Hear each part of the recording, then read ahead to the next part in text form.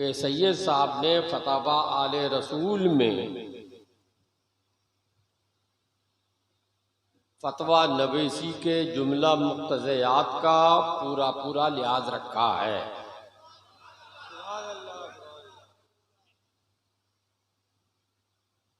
फतवा देना आजकल तो ऐसा आम हो गया है कि चाय की दुकान पे बैठ के लोग मोबाइल पे फतवा लिखते हैं, वो भी जो कुछ पढ़ा लिखा है, वो भी जो फतवे का माना नहीं जानता है। फतवा नवीसी आला हजरत फरमाते हैं कि दुनिया में जितने उलूम हैं, आला हजरत तकरीबन 100 से जायद आज की इस्तिलाह में उलूम के जामे थे, मगर आला हजरत ने लिखा है कि उन तमाम उलूम में सबसे मुश्किल तरीन इल्म फतवा नवीसी का है।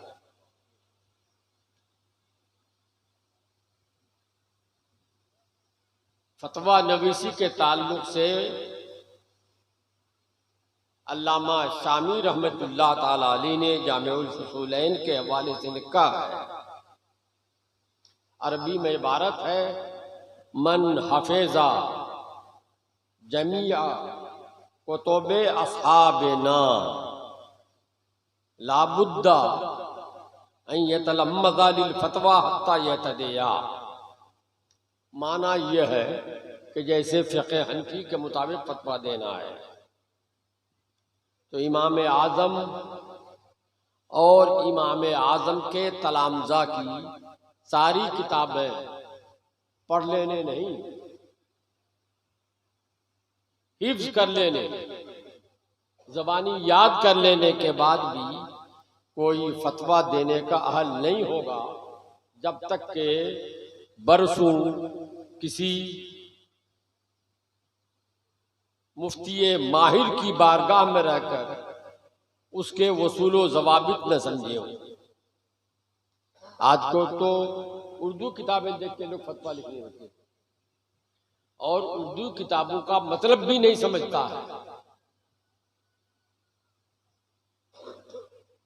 आला हज़रत फरमाते हैं कि मिन का तर्जमा अरबी लफ्ज मिन है, मिन का तर्जमा से, उसका माना है से, एला का माना है तक। फरमाते हैं कि मिन का तर्जमा से, एला का तर्जमा तक जान लेने का नाम फतवा नहीं है। और आजकल जो मिन का माना से भी नहीं जानता, एला का माना तक भी नहीं जानता, वो बड़ा मुफ्ती बना बैठा है। आला हज़रत फरमाते हैं कि दरसी किताबों में मीज़ान से लेकर के बुखारी शरीफ तक है।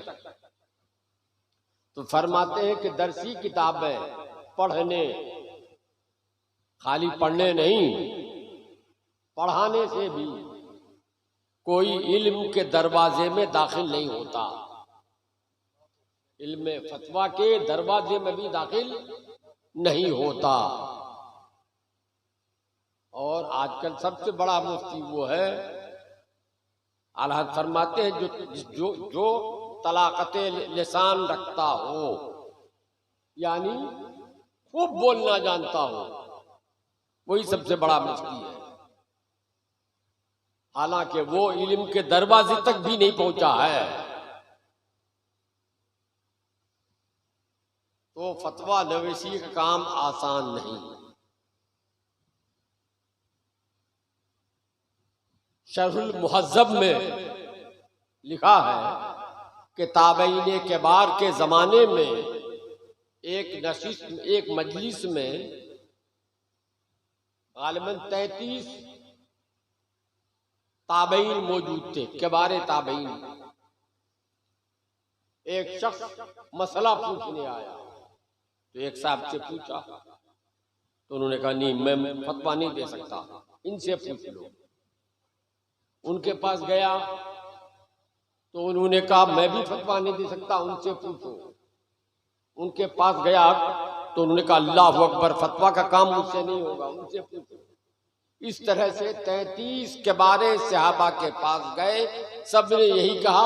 आखिर में 33वें आदमी ने फिर पहले आदमी का नाम लिया कि उन्हीं से पूछो, मैं फतवा नहीं दे सकता। इतने डरते थे सहाबे कराम फतवा देने से। फतवा देने का माना ये हुआ कि अल्लाह रसूल का हुक्म यही है, तो जो इल्म न रखे वो अल्लाह और रसूल का हुक्म ये बताए, उसके लिए तो हदीस पाक में बड़ी वईदें आई हैं और जमीन व आसमान के फरिश्तों की लानत आई है। लेकिन आज बड़ी बेबाकी से लोग फतवा देने लगे हैं। मैंने इन फतावे का मजमुआ जो है उसका मुताला किया थोड़ा सा जा बजा से, तो मुझे लगा कि सैयद साहब ने फतवा नवीसी के जो आदाब व उसूल हैं उनकी रियायत की है।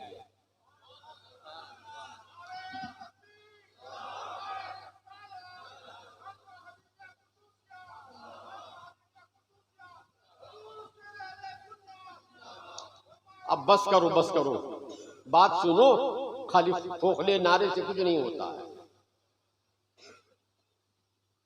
मैं सैयद साहब को नसीहत करूंगा कि आपने जो उसूल व ज़वाबित की पाबंदी की है, अल्लाह करे कि आप मजीद मेहनत करें, उसमें निखार लाएं। खाली शामी से जुजिया नकल करने का नाम फतवा नवीसी नहीं है। आलमगीरी से जुजिया नकल कर देने का नाम फतवा नवीसी नहीं है। कोई ऐसी किताब नहीं होगी जिस किताब के बारे में दावा किया जाए कुरान करीम के अलावा कि इसमें कहीं न कहीं चूक नहीं है, तो मुफ्ती को के जिम्मे लाजिम है कि वो पहचाने कि इसमें चूक क्या है। जो हम जुजिया नकल कर रहे हैं वो चूक वाला है या बेचूक वाला है। और ये काम आसान नहीं है। पहाड़ खोद के दूध की नहर निकालना आसान है, लेकिन ये काम उससे भी ज्यादा मुश्किल है।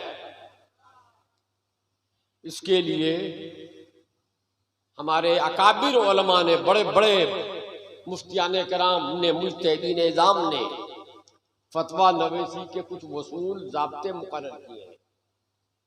उनका मुताला करते रहे और जहां कुछ दुश्वारी महसूस हो दूसरे मुफ्तियाने कराम की तरफ रुजू करके मशवरा करते रहे। मशवरे से कभी खाली अपने आप को न समझे। आला हज़रत ने फरमाया मलिकुल उलमा से, मौलाना मशवरे से जो खाली अपने आप को समझा वो कभी इल्म में कामयाब नहीं हो सकता है। तो जहां कोई उलझन महसूस हो, मुफ्ताबे गैर मुफ्ताबे में, मिसाल के तौर पर हदीस में है अल्लाह के रसूल ने की बारगाह में एक शख्स आया, पूछा या रसूल अल्लाह, रमजान का दिन रोजा रखकर बीवी का बोसा लेना जायज है कि नहीं? अल्लाह के रसूल ने मना फरमाया।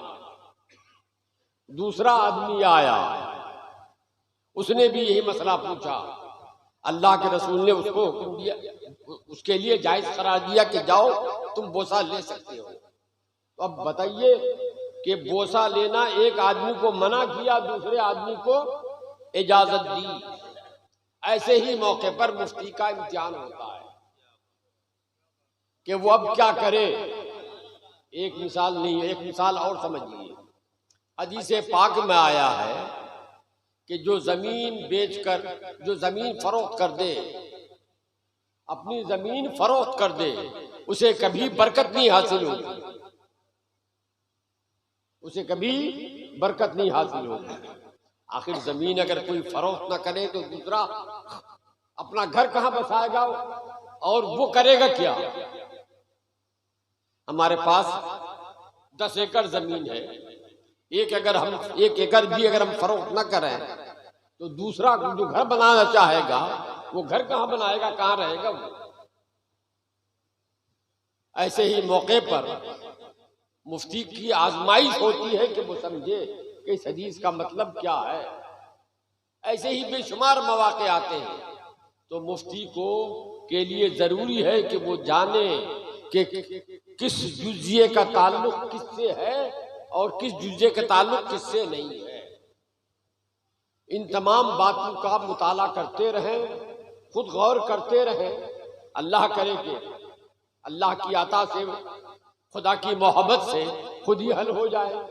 और इंशराह सद्र जब तक न हो तब तक मुताला करते रहें और जरूरत पड़ जाए तो दूसरों से भी मशवरा करते रहें। तो इंशाअल्लाह मैं समझता हूं कि एक दिन आएगा कि मुफ्ती साहब इस टाइप ही का फतवा नहीं लिखेंगे, इस अंदाज का फतवा लिखेंगे कि आला हजरत रज़ी अल्लाह तआला अन्हु और मुफ्ती आजम के फतवे की झलक महसूस हो। हम दुआ करते हैं, आप तमाम हजरात दुआ कीजिए कि अल्लाह ताला वो दिन जल्द लाए।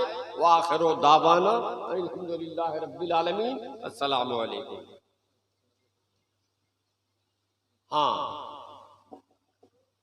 सैयद साहब ने अपने वालिद से तो फतवा नवीसी सीखी ही है।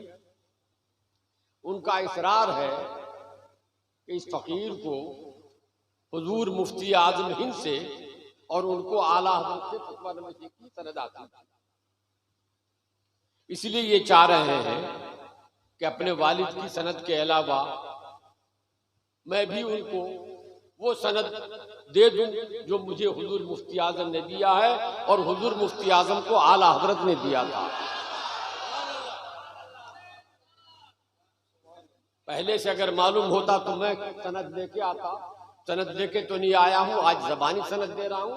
इंशाअल्लाह कभी मौका होगा तो फिर वो तहरीर सनद भी, छपी हुई सनद भी हाजिर कर देंगे। लो भाई, हजरत मुफ्ती मोतीउर रहमान साहब मुस्तन्ने जो कुछ भी फतवा नवीसी के ताल्लुक़ से मुझे नसीहत की है, हिदायत दी है, मैं इन उलमा की मौजूदगी में और आप तमाम हजरात की मौजूदगी में वादा करता हूँ कि इस सिलसिले में मैं मज़ीद मेहनत करूँगा। इंशाअल्लाह ताला हज़रत मुफ्ती साहब के तवक्को से भी बेहतर अपना कारनामा उनकी बारगाह में पेश करूँगा। दूसरी बात यह कि आज मुझे खुशी इस बात पर है कि इस वक्त हिंदुस्तान में अगर कोई सबसे बड़ा मुफ्ती है तो हज़रत अल्लामा मुफ्ती मोतीउर रहमान मुस्तर हैं। इनके पासन बराबर भी कोई किसी मुफ्ती को मैं मुफ्ती नहीं समझता। मैं बचपने से जानता हूँ, आज भी मैं उनकी सलाहियत का मोतरिफ हूँ।